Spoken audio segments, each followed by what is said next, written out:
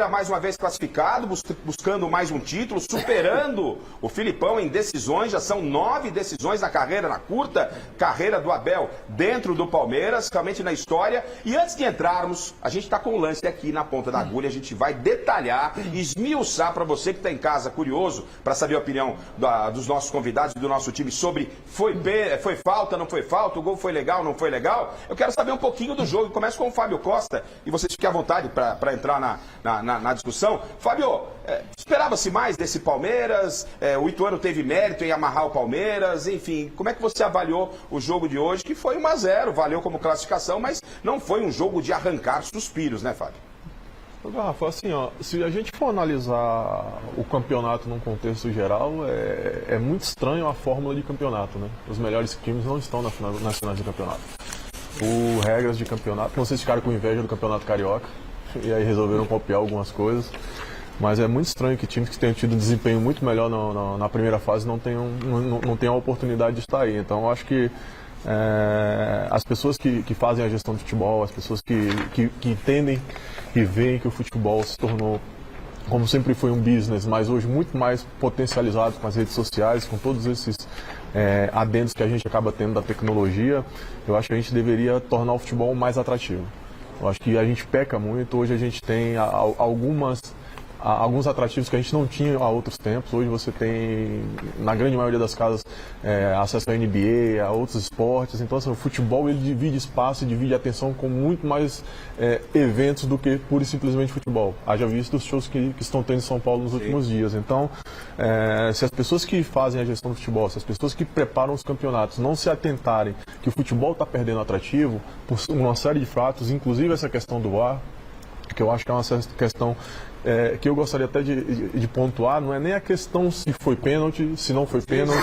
Eu acho que a questão aí, por que o VAR não pediu para que o juiz olhasse? Eu acho que o juiz tinha a obrigação, pelo menos moral, de ir lá olhar, analisar. Se a decisão dele fosse de que realmente não foi nada e que seguiria o lance, tá tudo certo. O grande problema... cabia a indicação do VAR, né? Então, a grande questão... E a gente, atenção, desculpa, Fábio, a gente vai falar especificamente do lance do VAR daqui a pouco. Cabia VAR? Mas a grande questão aí são os critérios que são aplicados. Isso. Então, se fosse o inverso, com certeza iria ser recomendado que ele pelo menos fosse analisar. A questão não é se foi pênalti ou se não foi pênalti. A questão é que o futebol está ficando chato, o futebol está ficando burocrático. Os jovens de hoje querem vídeos curtos. O cara quer ver 7 minutos de resumo da partida. Ele não quer ficar depois dos 45, mas 15 minutos assistindo um jogo prolongado porque o juiz não teve competência de fazer aquilo durante a partida. Então, por que dar 15 minutos? Isso é uma muleta para que o juiz permita cera, permita uma série de comportamentos inadequados. Então, assim, por que não apertar a regulamentação, não fazer com que o juiz faça com que as regras sejam aplicadas durante os 45 minutos? Por que essa muleta dos 10 minutos a mais, dos 8 minutos a mais? Porque a todo domingo a gente está tendo que discutir lances polêmicos, não é, Silvestre? A todo final de semana, e assim, acho que o maior problema me parece que é realmente falta de critério. Mas a gente vai especificamente nesse assunto do VAR, que o Fábio Costa levanta, uma questão de falta de critério, às vezes de visibilidade dos dirigentes, daqueles que fazem o futebol. Mas eu gostaria também, nesse primeiro momento, só me ater sobre jogo. Você que é um abelista de carteirinha, apesar de ser São Paulino declarado, né? Esse Palmeiras, ele sofreu com o São Bernardo, sofreu com o Ituano, ou as equipes do interior fizeram por onde? O que se avaliou do jogo de hoje? Aonde se esperava? Teve gente cravando. Eu dei 3-0 ao Palmeiras, achei que o Palmeiras poderia passar com mais tranquilidade. E era para ter sido 2, 3, 4-0, se não fosse o Jefferson. Quer dizer, o Palmeiras teve um super volume de jogo. O Palmeiras é um time programado para vencer. É um time competitivo. Não diverte o público? Não sei. O Allianz Parque vive lotado com 40 mil palmeirenses alucinados ganhando tudo. Poderia jogar um super futebol? Poderia, mas aí a gente teria que voltar no tempo, né, quando tínhamos grandes jogadores, e não é o caso, na minha modesta opinião. Então o resultado foi justo, o Palmeiras passou de novo, é impressionante o aproveitamento desse time. Eu comentei aqui no comecinho do Mesa, né? Quase 100 jogos, só perdeu 7.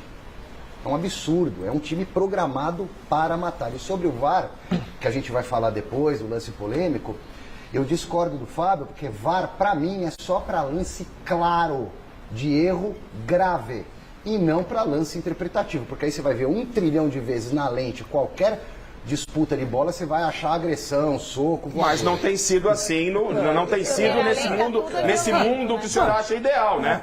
Ô, Garrafa, deixa eu só pontuar em relação ao que ele falou, porque assim, e a gente até já conversou sobre isso, na verdade o grande problema é que, e aí a gente volta para a questão da organização dos campeonatos. O VAR ele foi inserido de qualquer forma.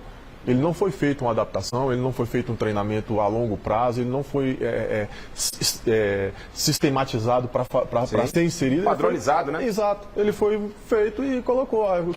Os juízes que estão aí, vamos fazer um treinamento aí de 2, 3 meses e vamos colocar. Só que assim, o que a gente vê recorrentemente acontecer?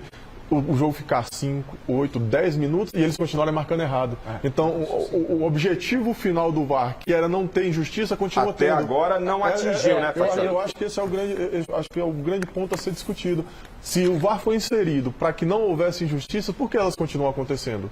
Ou nós vemos uma coisa e não temos a leitura correta, e aí o treinamento tem que ser realmente humano, ou realmente retira e deixa do jeito que sempre foi, porque era muito mais engraçado. Criou-se uma nova leva de polêmica com o VAR, é a leva subatômica. Você fica analisando o átomo da falta, do impedimento. Para com isso, né?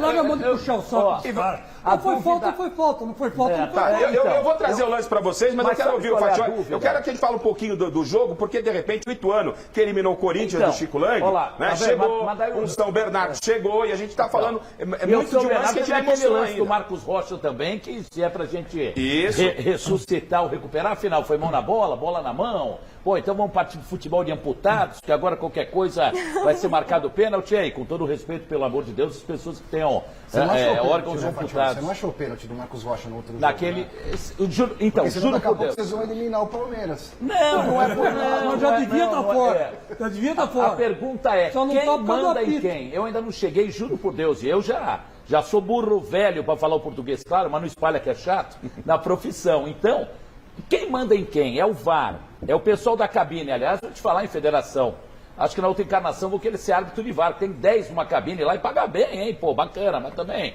deixa quieto. Tá vendo hoje números de Borderô, numa publicação do Luiz Carlos Quartarolo? Pô, os números que os clubes têm de pagar para a Federação Borderô de despesas, inclusive do VAR, é um negócio gigantesco. Acho que nem na noite do Oscar se paga ou se gasta tanto com essa questão de bastidores, mas isso é um ponto à parte. A pergunta é, quem manda em quem? É o VAR que fala para o juiz, segue.